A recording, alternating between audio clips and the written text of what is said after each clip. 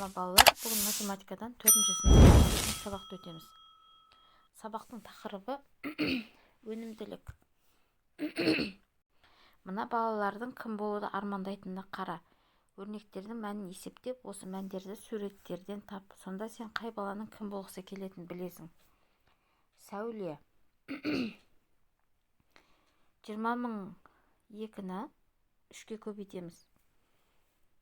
Сәуле. 60.000 6 шығады. 3 жердегі 2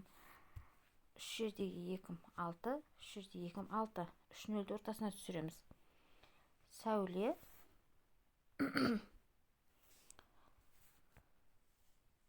Медбике болғысы келеді екен. Айна. 20.202-ні 3-ке көбейтеміз. 60.606. Айна оқытушы болғысы келеді екен. Бауыржан. Бауыржан суретші болғысы келеді екен. 18.900-ді 2-ке бөлсек 2001. Арман. Арман повар болғысы келеді екен. 18.900-ды 3-ке бөлеміз 6003. 5-ші Болат. Жол полициясы болғысы келеді екен. 30.303-ді 3-ке көбейтсек 9.909 шығады. Дәптерге мұқият жазып аламыз. Келесі есеп формулалар берілген. Келесі алда орындалатын тапсырмаларды осы формулаға қарап орындаймыз. Жаттап алуға тырысамыз. Келесі есеп. Енді бұл жерде біз аны табу үшін мына формулаға саламыз. Яғни 15-ті 8-ге көбейтеміз. 15-ті 8-ге көбейтеміз. 120. Бөлшек. 7-ні 4-ге көбейтеміз. 28. Бөлшек. Енді бізде бұның мәнін табу керек. Мына формулаға саламыз. Аны бөлеміз т-ға.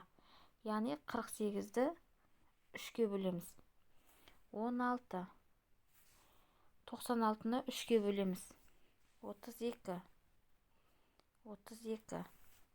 Енді т-ның мәнін табу керек. Уақыт. Оны табу үшін аны бөлеміз в-ға. Яғни 36-ны 2-ке бөлеміз. 18 күн. 100-ді бөлеміз 25-ке. 4 күн. Дәптерге мұқият жазамыз. Келесі жұптық жұмыс. Бұл жерде қосу, азайту, көбейту және бөлу амалдары берілген. Сіздерге тек мәнін айтып кетейін. Бірінші есептің мәні 18 грамм. Екінші есептің мәні 162.103 килограммға тең. Төртінші есептің мәні 1240-қа тең.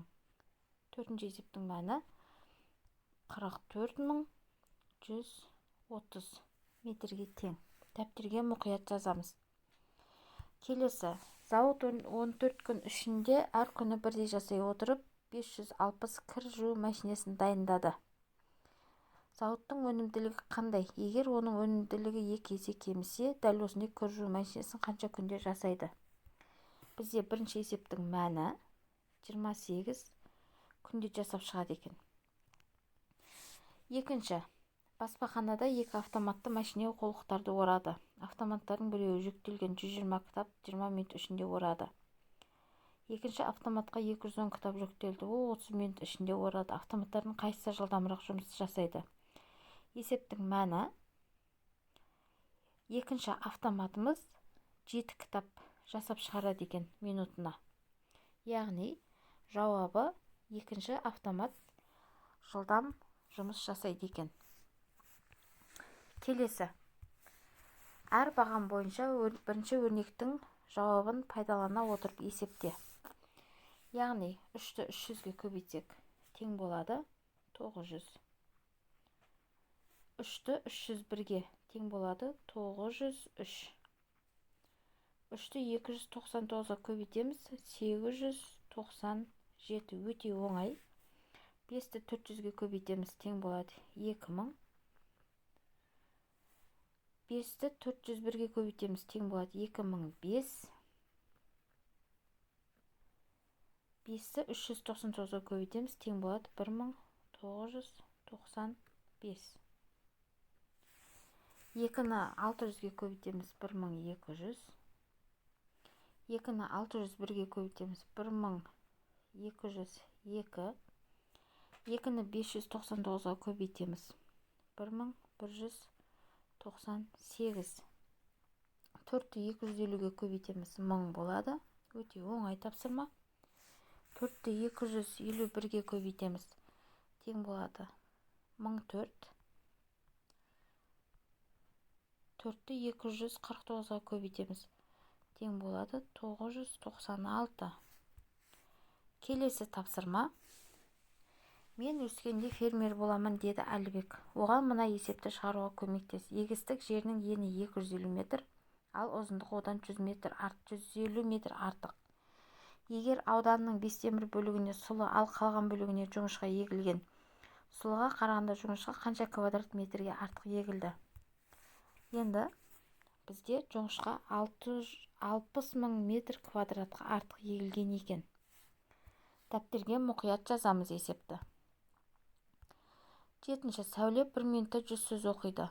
Ол жарты сағатта қанша сөз оқиды? 1,5 сағатта ше дейді. Енді бізде жарты сағатта 30 минут бар, 1 минутта 100 сөз оқыса, сол 100-ді көбейтеміз 30-ға. Сол кезде 3000 сөз шығады. Ал 1,5 сағатта ше дейді. 1,5 сағатта 30 минуттан 3 болады.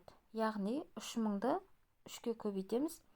1,5 сағатта ол 9000 сөз оқып шығады екен. Шебер 1 сағатта 25 бөлшек жасайды. Егер де 200 бөлшек жасаған болса, онда ол қанша уақыт жұмыс жасаған? 200-ді 25 бөлшекке бөлеміз, 8 сағат. Яғни жұмысшы 8 сағат жұмыс жасаған екен. Келесі, шебердің шәкірті 4 сағат жұмыс істеп 48 бөлшек жасады. Ол қандай өнімділікпен жұмыс жасаған? 48-ді 4-ке бөлеміз, 12. Яғни ол 12 сағат бөлшекке жұмыс жасаған екен. Келесі тапсырма. Бүгінгі сабақ аяқталды. Каналға тіркеліп қойыңыздар, сау болыңыздар.